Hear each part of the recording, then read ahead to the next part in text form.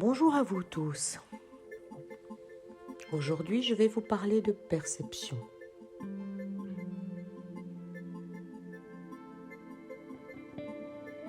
C'est quoi exactement les perceptions? C'est vos 5 sens, mais surtout votre 6e sens. Ce que vous sentez, les idées ou les images qui viennent à l'intérieur de votre tête, les sensations que vous avez, par exemple, des frissons partout à un moment X quand quelqu'un vous dit quelque chose.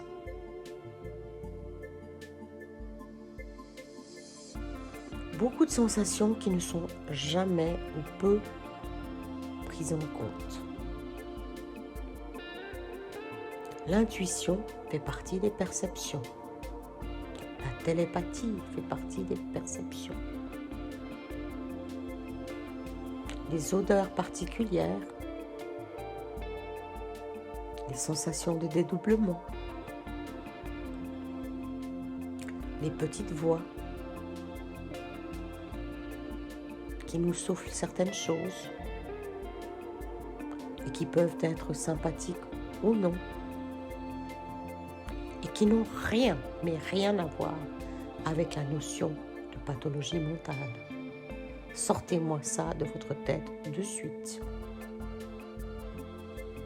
Il est normal d'avoir des voix.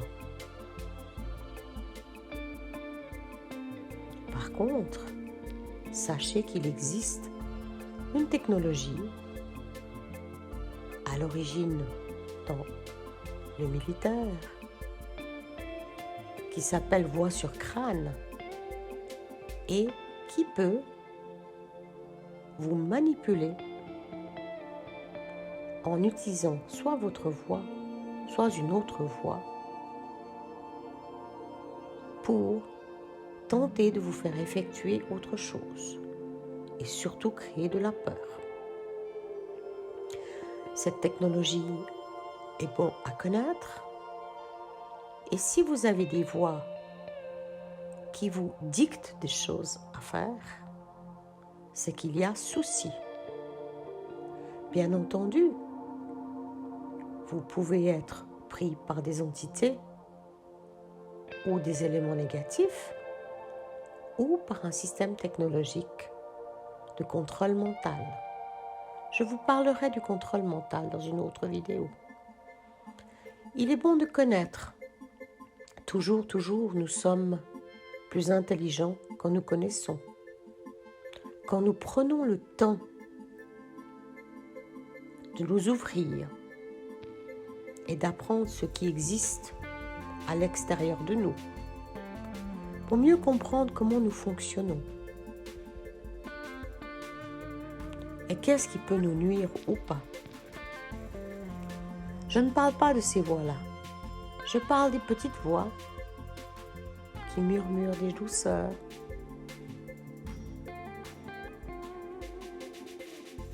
qui vous suggère quelque chose, qui vous encourage à quelque chose. Ces voix-là sont bonnes pour vous. Mais rappelez-vous de garder le discernement. Écoutez-les, notez.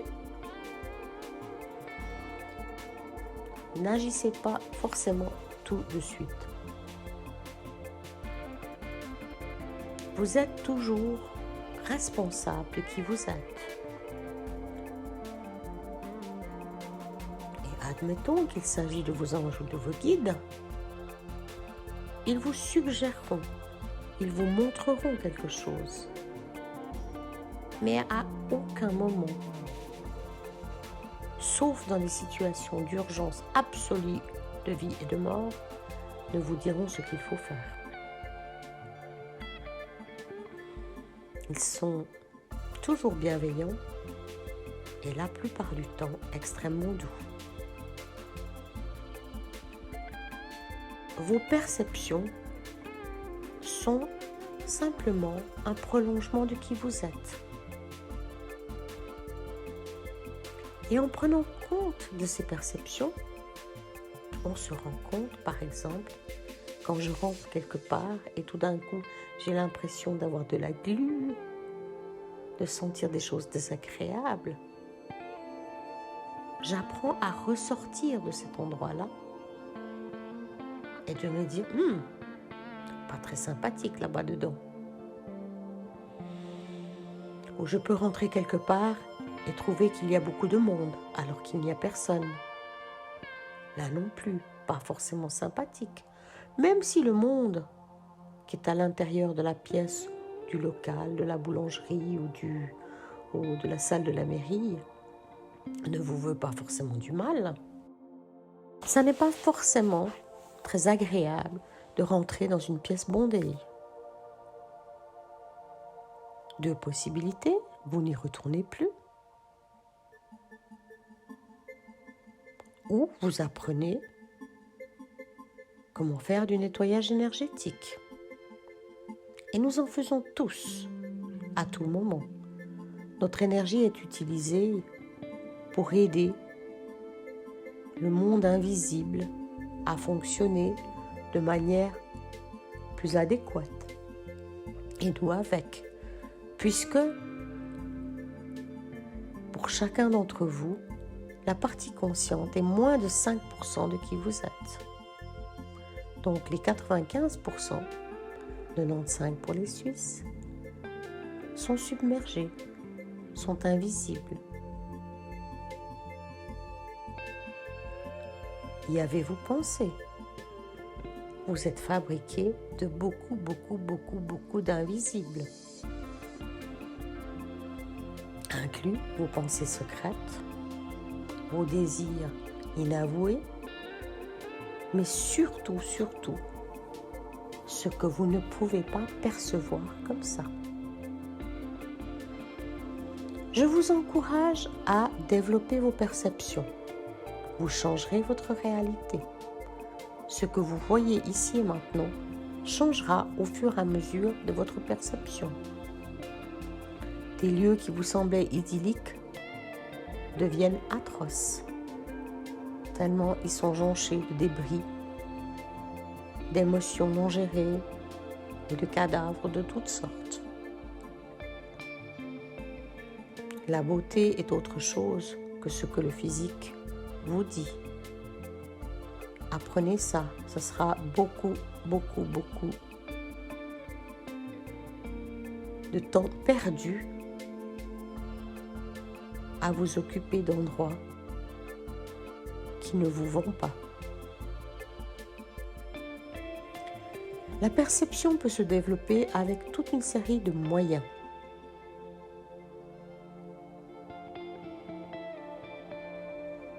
Le travail à plusieurs, avec des gens qui ont déjà développé leur perception, est un moyen. Le pendule. Et l'utilisation du pendule est extrêmement intéressante et va vous permettre de découvrir des choses qui sont incroyables et ouvrir qui vous êtes et vos alentours pour vous rendre compte que tel et tel ne vous veut pas du bien. Vous le savez au fond de vous, ou peut-être pas. Vous le sentez peut-être un petit peu. Développez les cartes, toutes les sortes de cartes, et actuellement, il y en a pléthore. Vous n'êtes pas obligé d'utiliser le vieux tarot de Marseille. Vous pouvez utiliser les cartes des anges, des arbres, des chats, des citations. Vous pouvez aussi prendre un livre, n'importe lequel, et l'ouvrir à une page donnée pour avoir une réponse. Ou peut-être que vous allez rencontrer un message sur un camion ou une plaque minéralogique. Vous pouvez utiliser les tests de kinésiologie. Là aussi, apprenez-les.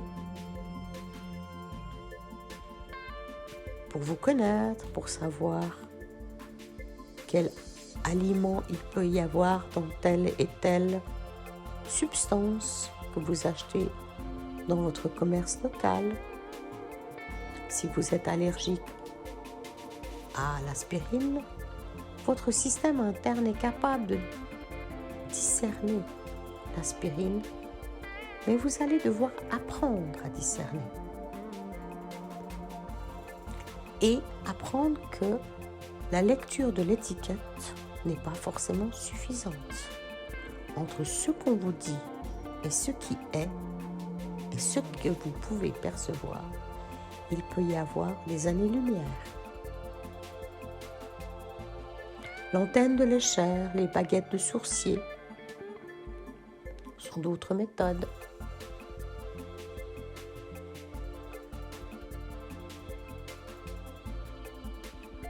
À vos systèmes.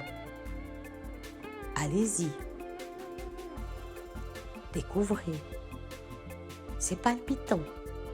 C'est instruisant. C'est bluffant.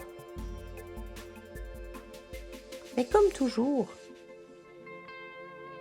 l'apprentissage doit se faire. Quand j'ai commencé en 2002, avec le pendule, j'en ai fait des heures, selon les jours, tellement j'étais fascinée par ce qui se passait, par ce que je découvrais. Aujourd'hui, bientôt 10 ans plus tard, il est rare que je sorte mon pendule ou que j'utilise un test de kinésiologie. Les informations me viennent, j'y prête attention. Je les reçois sous forme de mots, sous forme de sentis internes,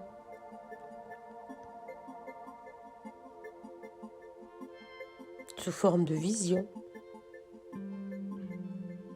ou simplement en me promenant tout d'un coup. J'ai le nom ou quelque chose auquel je pensais plusieurs heures avant et je posais une question et tout d'un coup la réponse est là.